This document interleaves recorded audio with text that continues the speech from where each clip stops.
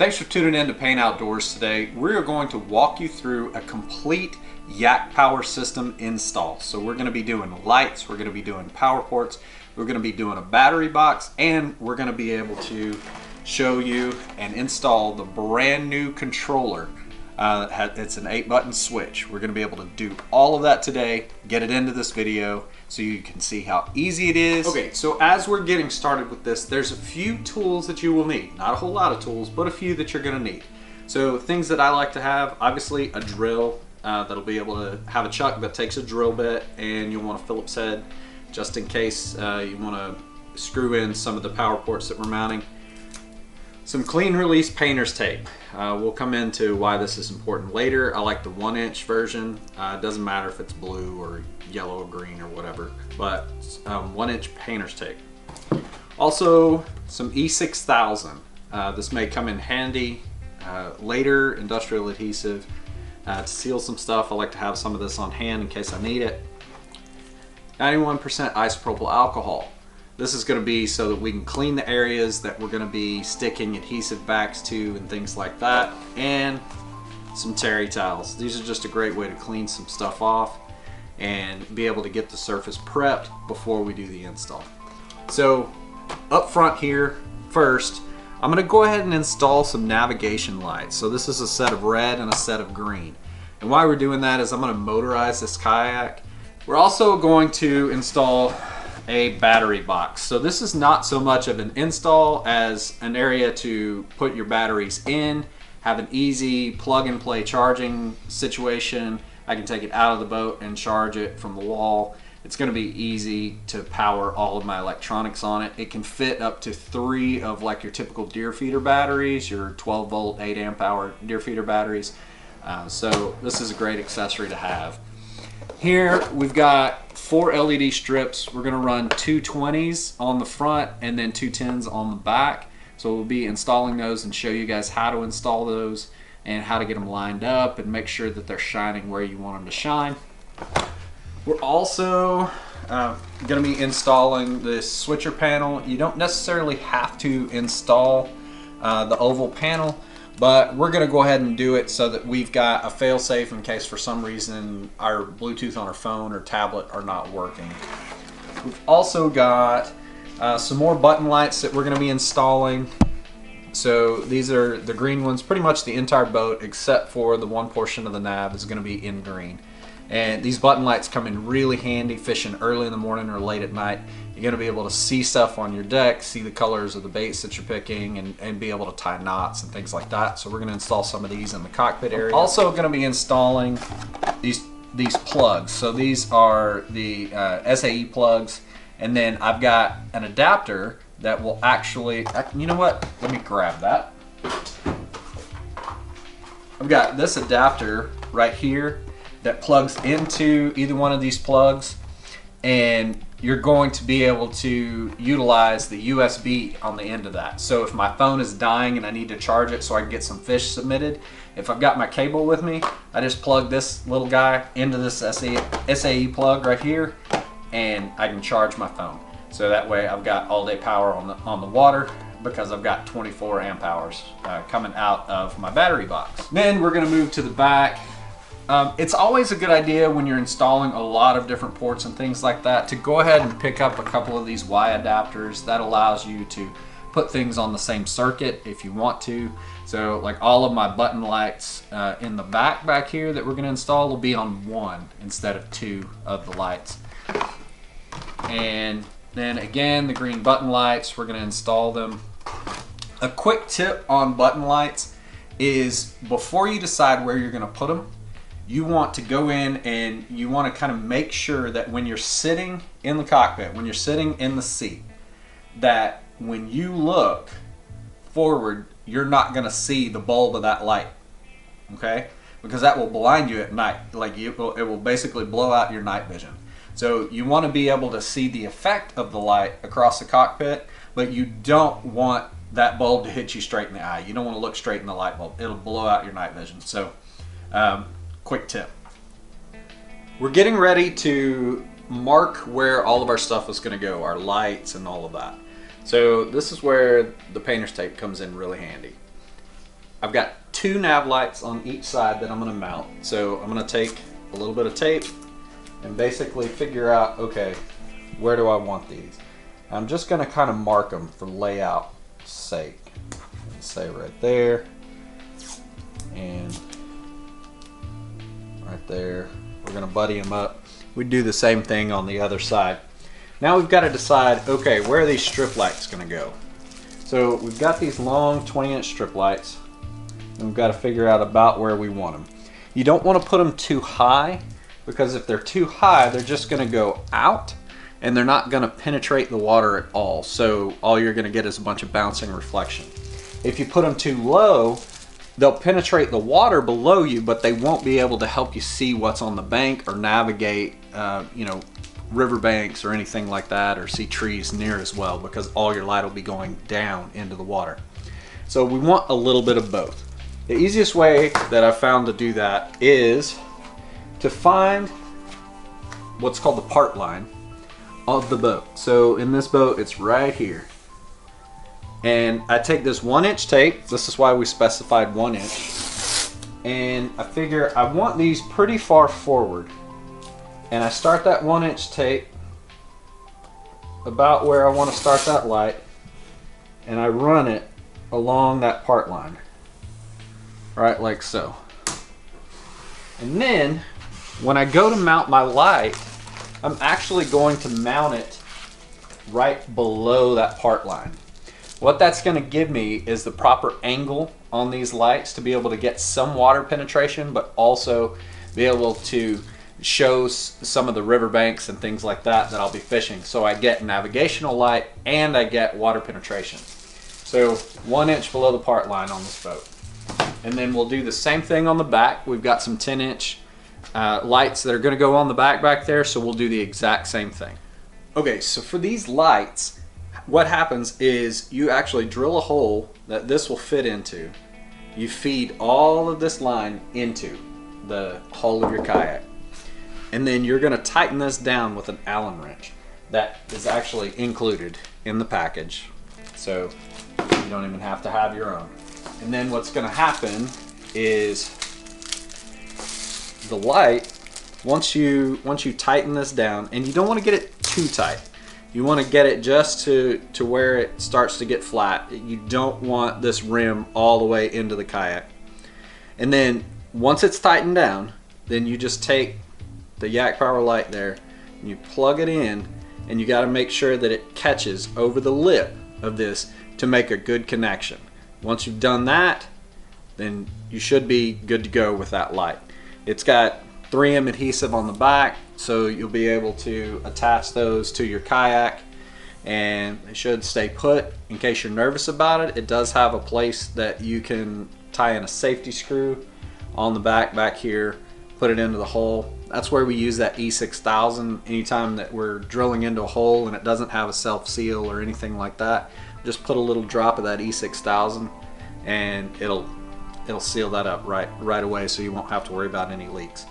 Now on the end of this, so this will be inside the hole, it's a 3.5 millimeter connection. Those actually plug in to this adapter. So my left and my right will plug into this one adapter, and then this will plug into my switcher box, the SAE connection. So that's what you need those for. They'll be in the box. Okay, so as you can see, we've drilled our hole right below that tape, and now we're going to insert the 3.5 millimeter side into the hole and feed all of that through there. Just run it in, and I've got the hatch open right here, so I just basically put a can of dip and glow right there, and it holds that hatch open for me. And we're just going to pull all of this wire inside here and get that to where it's ready to start seating. Okay, this is the part where we use the Allen wrench that's included, and we are just going to twist it, making sure it's seating evenly and as flush as possible. And then once it grips about right there, So we've still got enough room for the lip. We're going to stop, and then you're good. So what we're gonna do is we're gonna repeat what we've done here all across the boat. Some of them will use an Allen wrench, another one, the button lights will use a socket. But basically we're just gonna repeat that process over and over and over again until we've got all of our wires running to our central junction box. Okay, so now we're gonna take some of our isopropyl, we're gonna put it on one of those terry cloths that we had. We're gonna wipe down this area really good where we're gonna mount this strip. Gonna wipe it down and let it dry. That basically gets all the dirt and other stuff. You can see there was some dirt on there. That gets all of that off, so we've got a nice clean surface to work with. And then once we make sure that that is dry, yep, we're good right there. We're gonna take our strip and we're gonna put it into the seating.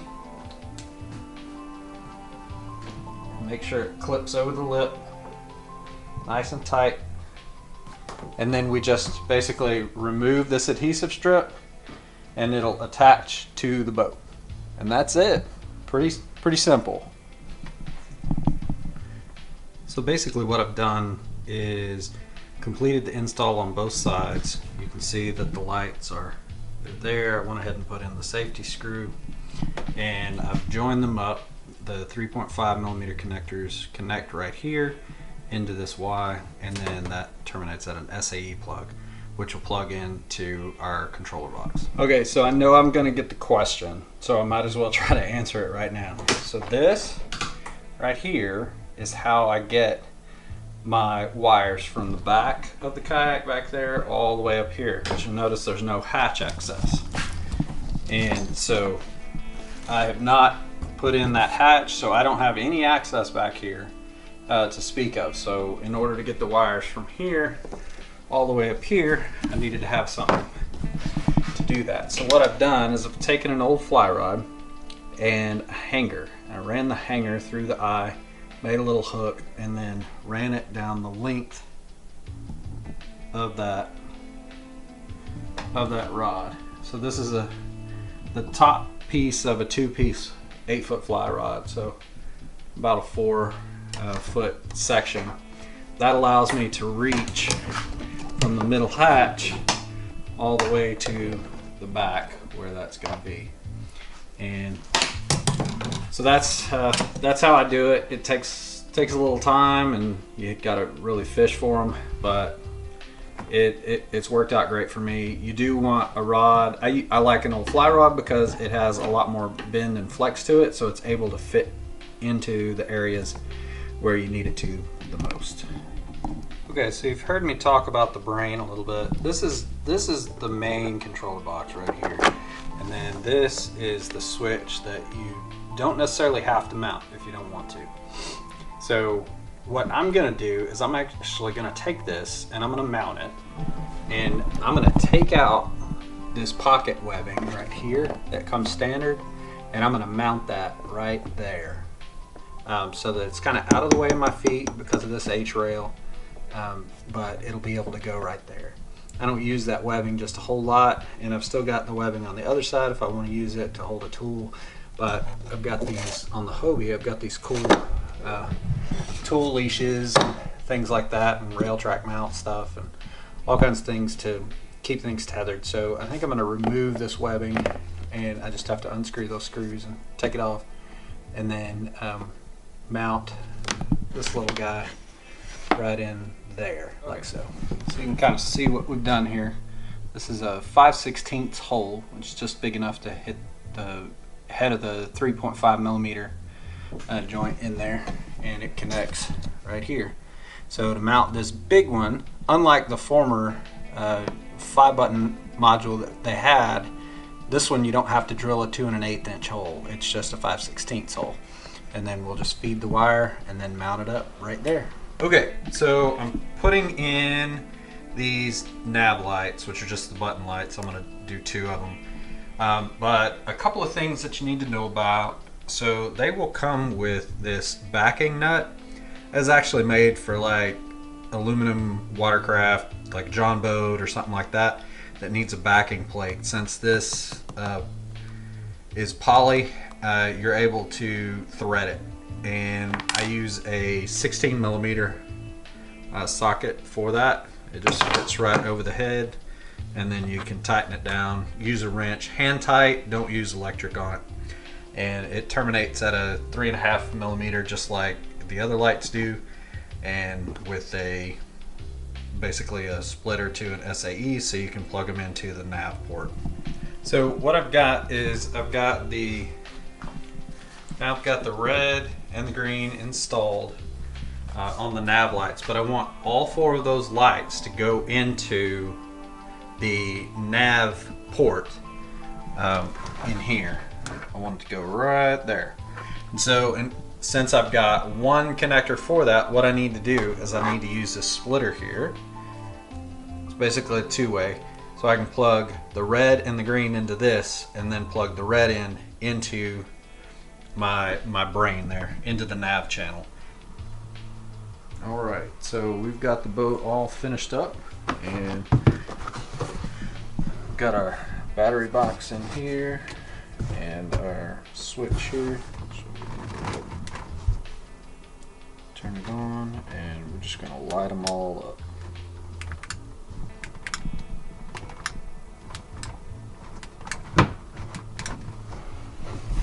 So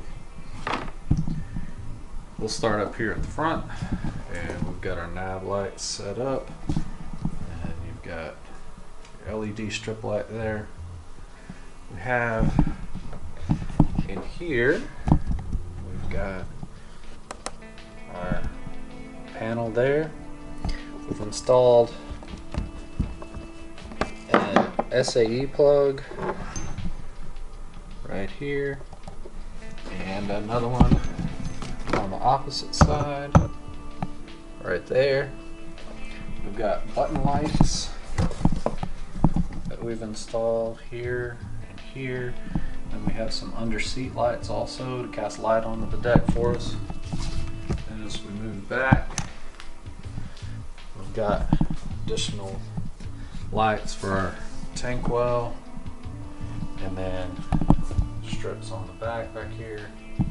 Got those all set up, and of course we've got our fish finder wired in as well.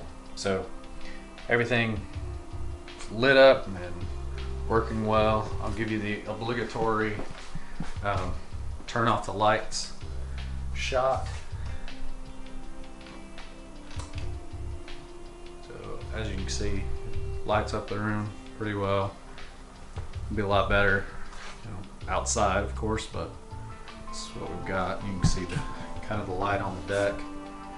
A lot of light, and I've got them all to where when you're sitting in the seat, it's casting light out but not hitting you in the eyes, so you'll be able to see. And then got our tank well, you can see is lit up pretty well too. So that is pretty much it.